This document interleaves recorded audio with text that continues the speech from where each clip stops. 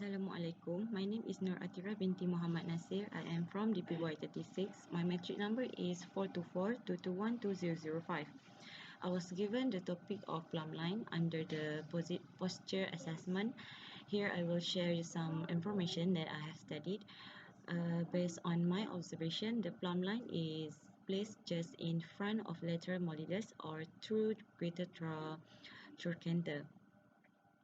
The individual to be tested is asked to take a few steps in place and then stand still with the feet at approximately the width of the hip joints. The arm related at the side of the body and eyes looking forward. Next, we go to the lateral view of the head and neck. The line falls through the ear loop to the acromion process. Common faults include forward head, flattered lordotic cervical curve, and excessive lordotic curve. Besides, the shoulder falls through the acromion process. The common fault is forward shoulder and lumbar lordosis, and then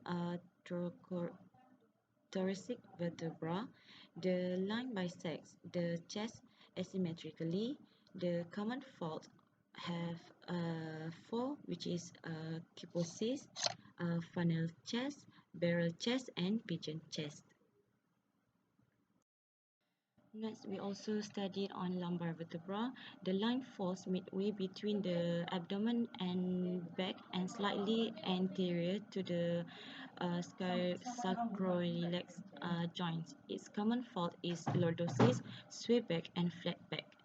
In lateral view 2, the line of ankle lies slightly anterior to the lateral malleolus, aligned with tuberosity of fifth metatarsal.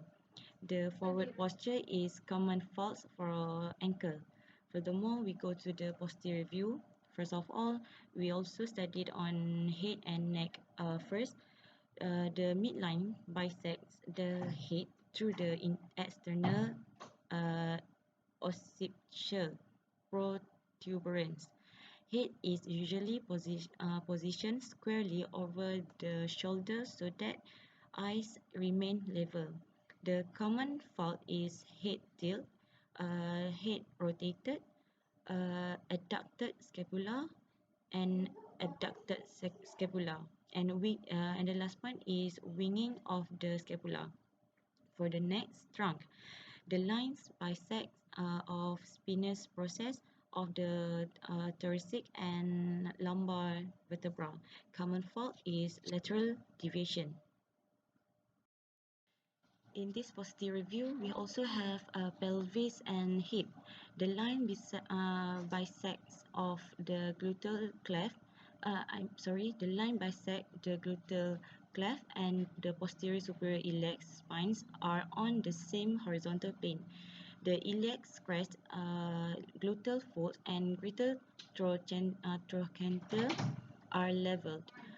The common faults include lateral pelvic tilt, pelvic rotation, and adducted hip.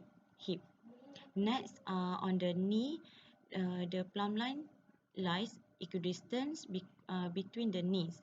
The common fault is genuvarum and genuvalgum. Furthermore, ankle and foot. The line is equidistant from the malleoli. A line is drawn from the medial malleolus to the first metatarsal bone, and the tuberosity of the navicular bone lies on the line. The common fault is pronated and supinated. And then for the shoulder, this is an anterior view. A vertical line bisects the sternum and xiphoid process. It may be due to dropped and elevated shoulder and clavicle and joint asymmetry. Next, the common fault of the hip is lateral and medial rotation. For the knee, the legs are equidistant from the vertical lines through the body. The common fault include external and internal tibial torsion. Last but not least, the common fault of ankle and foot is hallux valgus and hamartose. That's all for me. Thank you.